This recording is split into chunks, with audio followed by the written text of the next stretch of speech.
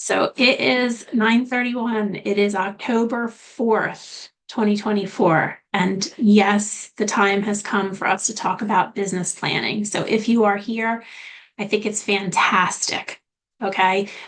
We've been through a lot the last couple of months and have had to sort of absorb a lot of new information, a lot of new dialogue, handle a lot of challenge that maybe a year ago when we were business planning for 2024, we didn't fully incorporate, anticipate, or plan for. And that's okay. Life happens, right? But what we want to do is take a breath, evaluate, the things that we planned for, how did they go?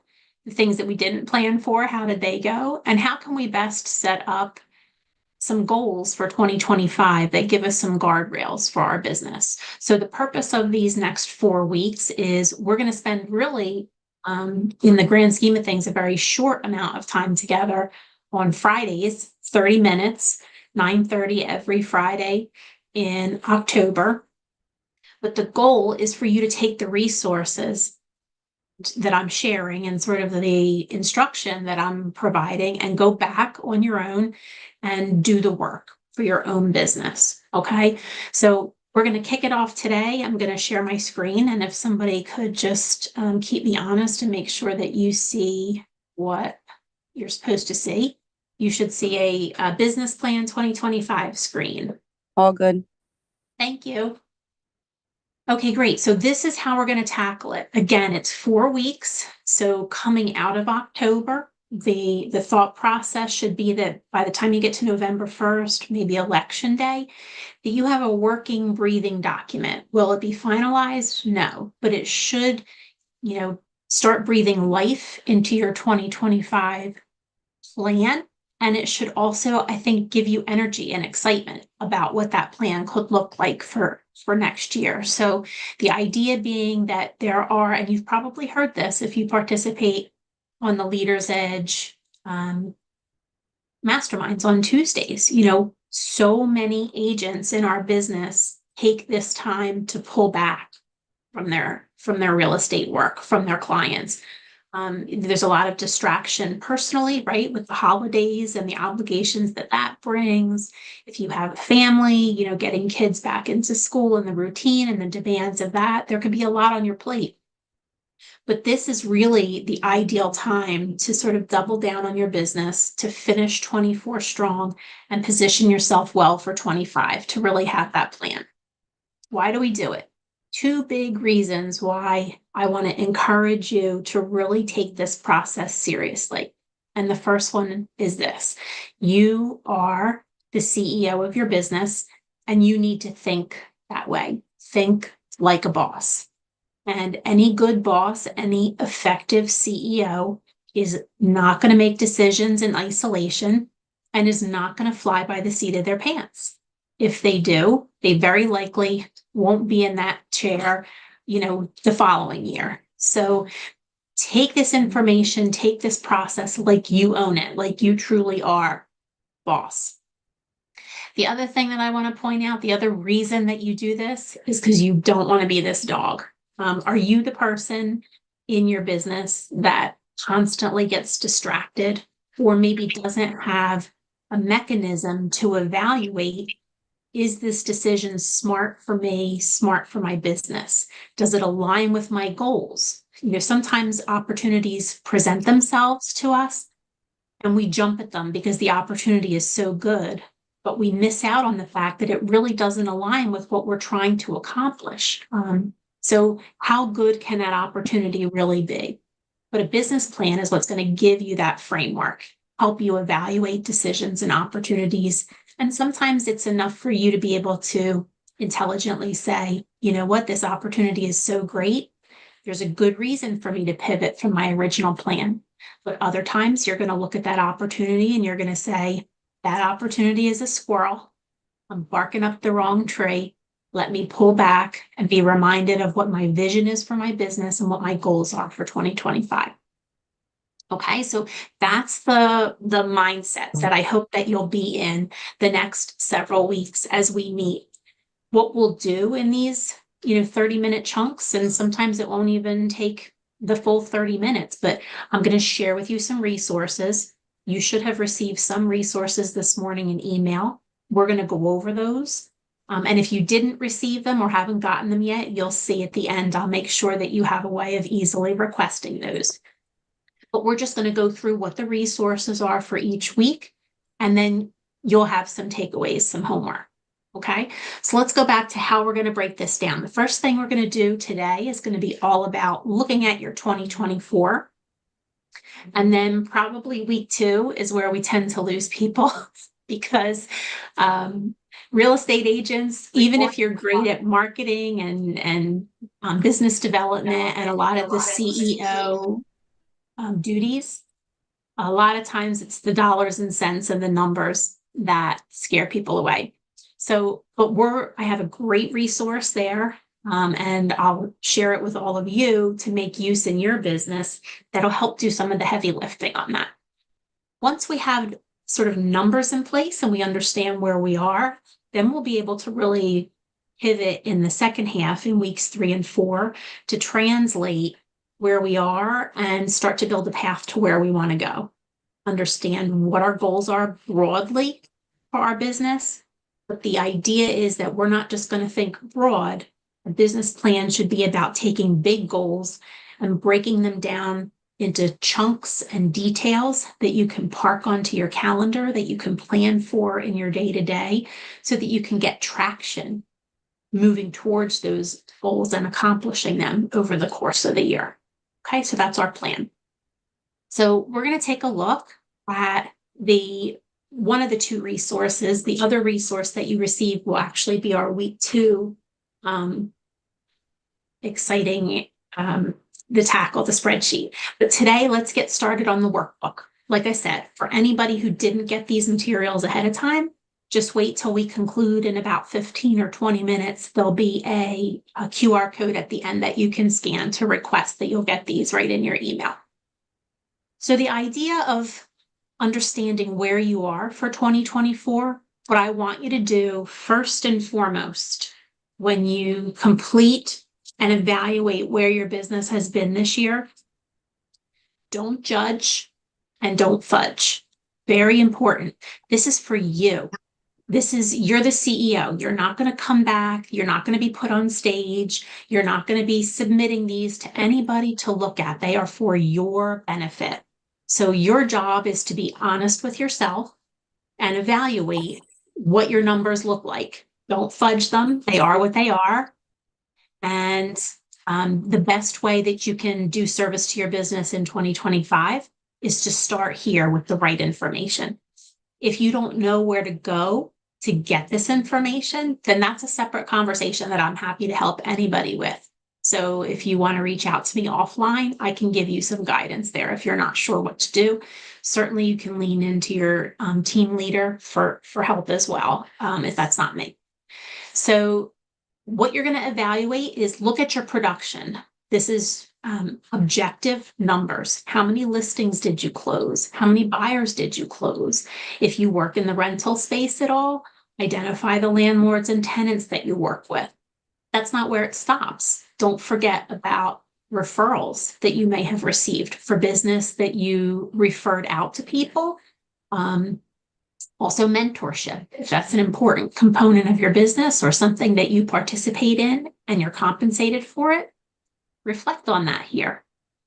Agent growth. I think that's for some people, that's not a priority. For some people, that number won't even factor into their 2024 production. But for other agents, the ability to grow and establish another line of income, right? Another wealth opportunity is important. So we don't want to lose sight of that here when we evaluate the numbers objectively. Okay, so you're going to take the time to plug in all these numbers from 24. You have hard data for 9 months. Your pipeline, you should have a pretty solid idea here on October 4th, what your October is going to look like. So that sort of leaves you to maybe guess a little bit about November and December. But I think based on the clients that you're working with now, the activities that you're doing now, it shouldn't be a stretch for you to reasonably anticipate and layer in what you think might close in November and December of this year. Okay. Now, just a little bit of, let's look at the numbers now subjectively. So the numbers themselves are what they Okay, are, what right? workbook We're was she not looking at right fudging. now? Um, can everybody see my screen? Are we still Yes. good? Can you, So Yes. good. Yes, you see yes, I evaluate? can see the Okay. screen. Thank you. Um, and then now we're going to take the more subjective questions. How do those numbers that you've compiled compare to what you expected for this year? Are you where you wanted to be? You're feeling good about it? Are they better than what you expected, or maybe not as strong as you expected? That's a question that only you can answer, and there's no wrong answer. Remember, eliminate judgment. Especially, I'm a mom, and I'll tell you, my first inclination is always to feel guilty about something, because I put too many things on my to-do list. It's never attainable because it's just so excessive. But my inclination, I'll be honest with you, is to go towards feeling frustrated with the things I didn't cross off the list instead of being able to be appreciative and happy and feeling accomplished for the things that I did. So it's important that you eliminate the sort of judgment that might come with this evaluation. Look at it with an open mind, answer these questions honestly, and let those answers help guide what you tackle, what you put on your plan for 2025. Okay. Subjectively, also, when you look at these numbers, the other two questions that you're going to answer, what do you think helped you do really well? Where were you strongest? Was your 24 the best for your buyers, for your sellers? Maybe rentals sort of ballooned for you in 2024. And why is that? Why do you think you were successful? Did you leverage maybe a new marketing strategy? Did you have a postcard program in place? Did you receive a lot of referrals from past clients? Or was it repeat clients? Were you dealing with a lot of clients that sold with you and then bought with you this year? Those are the types of things that you want to evaluate and understand. Where did you perform strongest this year? And give a reason why. Doesn't have to be, look, I'm only giving you 3 lines. Not looking for a 1-page essay, but just, asking you to ask yourself the question of why do you think you perform well? On the flip side of that, if you had to look at these categories, where do you think you have the greatest opportunity to improve? And that could be for a couple of reasons. It could be you think you need to improve because you didn't work as hard in that particular category, or maybe because you see there's external opportunity that's going to improve in 2025. So, for example, maybe I work with a lot of buyers in 2024, but I see the greatest opportunity. I really want to improve my listing business. So I can address that as, that's my greatest opportunity because I haven't given enough focus to it. That would be my why. That's why I have the greatest opportunity to improve. Or maybe you're looking at your numbers and you're saying, I think I've focused more on rentals in 2024. And I see the greatest opportunity to improve is working with buyers and sellers in 2025 because I see a shift in the market where things are, likely to become more advantageous to buyers. Not that it's going to become a buyer's market, right? But maybe things will start to level out, and buyers who have sat on the sidelines or been paying way too much in rent might now be willing to re-examine the real estate market, right? And home ownership. So those are some of the things that you're talking about here in your mind when you're saying, why? Where is the opportunity and why do I think there's opportunity there? Okay. So that's the beginning of your 2024 evaluation, is on your production. The next thing that this workbook is going to help you to do is evaluate where you got your business. This is really important. It's one thing to know the units that you closed. Do you know where that business came from? So what I want you to do here is you're going to take this circle and you're going to turn it into a pie. And that pie could have, maybe that pie is all one thing. Maybe all of your business came from one source. Maybe your business came from 10 different sources. However that looks, again, no wrong answer, no judgment, but it's important that you understand where your business came from in 2024. Okay. It also doesn't matter if you only closed one deal this year or 100 deals this year. This is still important information for you to know.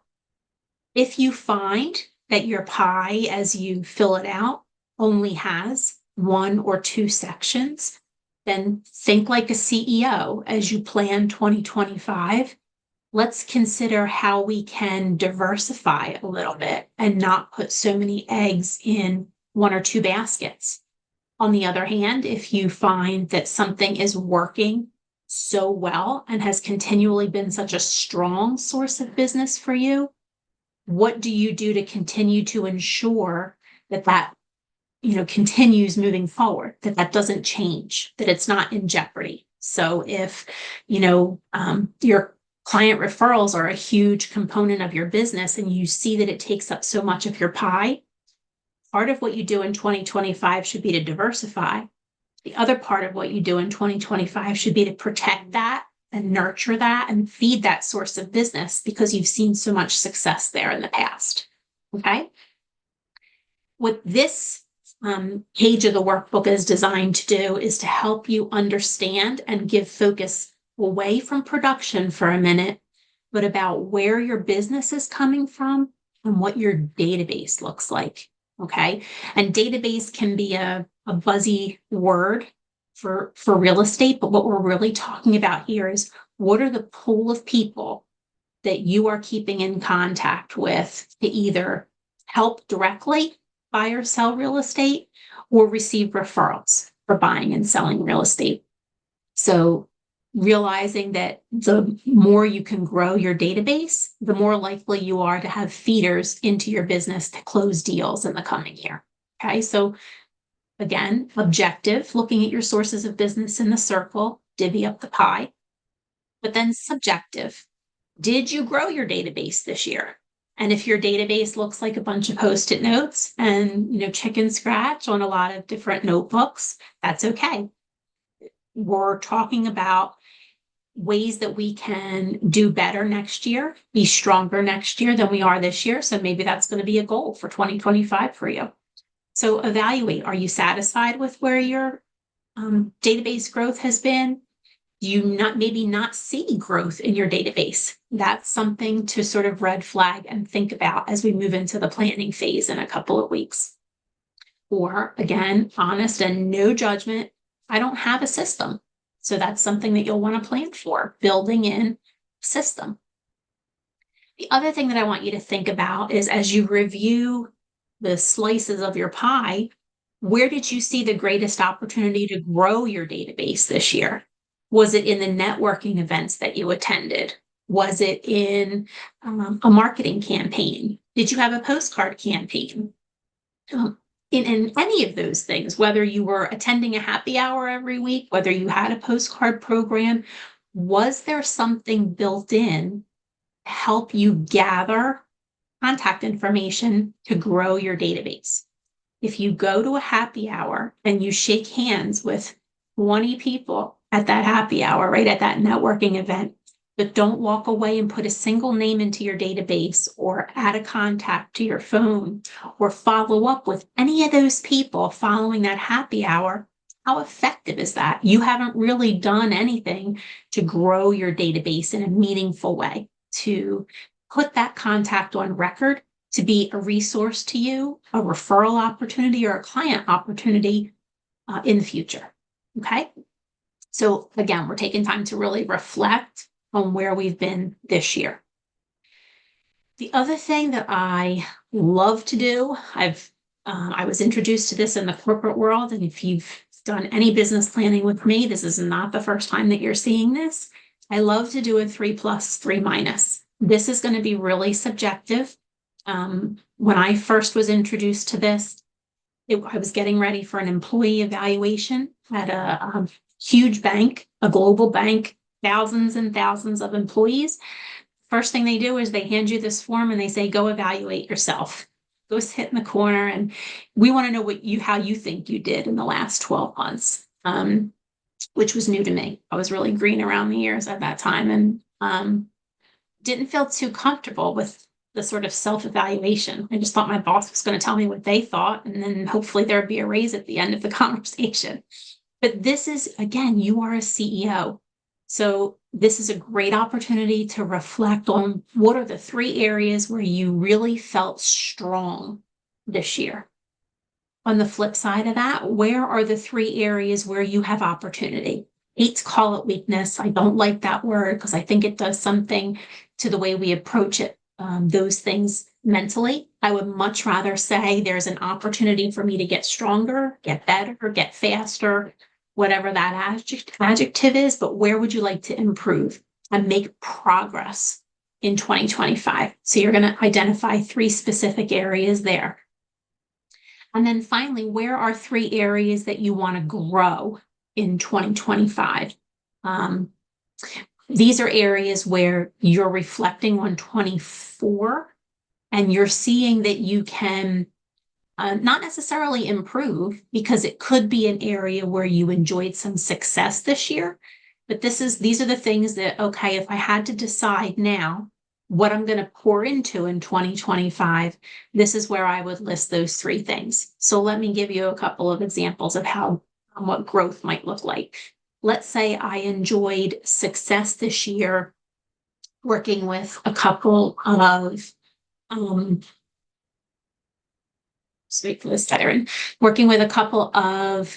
short sale clients. And we're starting to see it, here and there.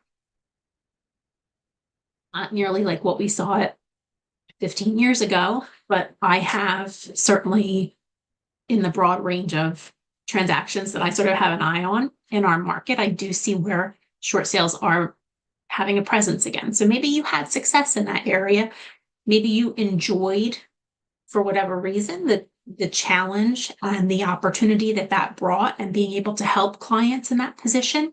And you see that as something that you want to build on in 2025, especially given the market conditions, given the fact that we're seeing things shift. We've come out of COVID where there was a moratorium for a very long time on foreclosures that's now been lifted. All of those things could play into why you want to take that bit of success in 24 and expand it and pursue it in 2025. Maybe on the other hand, you saw something as an area where you want to improve and get stronger. Maybe you feel like the last 60 days have been challenging for you, and that you've recognized that you don't feel that you are as strong as you could be in how you articulate your value proposition to your buyers and sellers. Maybe you've never been in a position where you've had to articulate value, especially to buyers, that it was sort of like, let's just go see properties for 3 weekends in a row, and then everybody will figure out what my job is and I'll get paid at the end, right? Maybe it was more sort of haphazard, and you see an opportunity there to improve and strengthen. Well, that's going to roll into your opportunity for growth in going into 2025, that you see where you need to improve, and you want that to be on your radar for next year. And then finally, are there any stretch opportunities that you want to factor into 2025? These could be things that weren't on your radar at all this year, but it's something that you always wanted to pursue and always wanted to try, always wanted to check out, learn more about, get education or training on, but haven't done it. This is where you're sort of stretching your comfort zone and you're thinking outside the box. So if there's anything you just kind of want to throw in there, we'll decide later how that might play into your goals and your vision for next year. But for now, just put it on paper and document it. Okay? And then the last thing, in terms of evaluating your 2024. So we just went through in the prior page of the workbook, your strengths and weaknesses, right? Those are internal to you. Where do you think that you have great muscle? And where do you think your muscle needs to be developed? But what you want to understand is that it's not just about your internal, pluses and minuses, if you will. There are also things that are happening externally that will create opportunities for you or could be threats to you. For example, taking a look at the market that we've experienced, the change that we've experienced in the last 60 days. Some agents may look at that as a threat because there's a lot of new information to learn and absorb. There are a lot of headlines buzzing. There's a lot of distraction where you're having to sort of do damage control with consumers. So on the one hand, you might take a look at that external factor out of your control, has really not so much to do with anything internal to you, and your internal muscle, but it could be a threat and cause some distraction in your business. On the other hand, you might turn and look at that as an opportunity for you to have more conversations, to educate yourself more fully, to be on top of the dialogue, right? And build out systems and processes and communications that really help the consumer and guide the consumer through this change that we've experienced. That's one example of an external concept that you could view as either an opportunity or as a threat. Another one that I've seen actually more often than you might realize is that I've seen and talked to agents who are in partnerships or in marriages where they feel pressure from their partner to, either do something or leave real estate, right? That it's kind of got to be an all or nothing. That could be a threat. That's external. It's not something internal to you and your muscle, but that's something that you have to manage because it can affect how, when you bring together your strengths, your chances for growth, and the opportunities that you want to capitalize on, you have to think of how all those things interplay and how they're going to impact sort of what the whole puzzle looks like when it all comes together. So that's why I think this exercise, identifying your opportunities and your threats, those are the things outside of you that are going to impact the decisions that you make, the plan that you have for your 2025. Also, no crystal ball, but this is just to the extent that you can anticipate that of things that are maybe already weighing in or will weigh in on the new year. Okay. We'll get into phase 2 next week. So this is it. This is what covers our phase 1. You're going to take these few pages and get to work, right? That is the goal for week 1 of our business planning workshop. So what are you supposed to do now? Well, the first thing I want you to do, literally right now, is pull out your phone and take a look at your calendar for the next 7 days and identify a 1 to 2 hour block. You've seen the forms, you've seen the workbook. So if you have volume and data, production numbers at your fingertips, then you might be looking closer to an hour of your time. But maybe if you have to go and find that data and accumulate it, you might need closer to 2 hours of time on your calendar this week. But this is all about you pouring into your business, and you're not reporting back to me or anyone else here. This is for your benefit. You're going to block the time now for that 1 to 2 hours. And then when that 1 to 2 hours comes, put your phone in a drawer.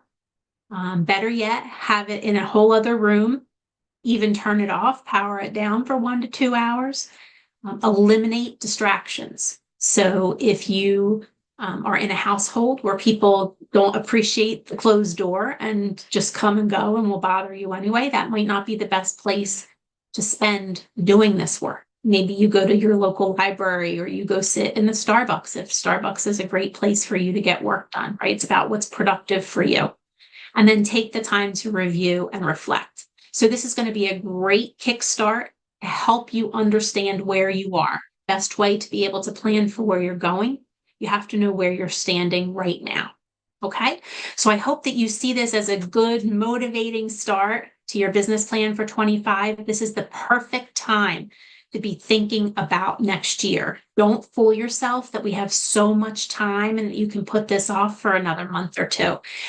Really, you should always be a quarter ahead. So the things that you're doing now are really going to be the things that serve you well in the first quarter of 25. Okay. You don't want to think of your business plan for the first time on January 1st. Okay. All right, great. So there you go. Get started. If you're joining us today, but you didn't get the workbook yet, The workbook that we just went over and also the spreadsheet that we're going to cover next week have gone out. So if you just scan this QR code and send me a couple of pieces of information, I'll send you those resources right back. And then the other thing, if you want to take a quick picture of this Zoom link, we'll try to make sure that we continue to keep it handy so that you have access to it and all the reminders that we send out. But this is the same place where we will meet for the next 3 Fridays at 9:30. Okay?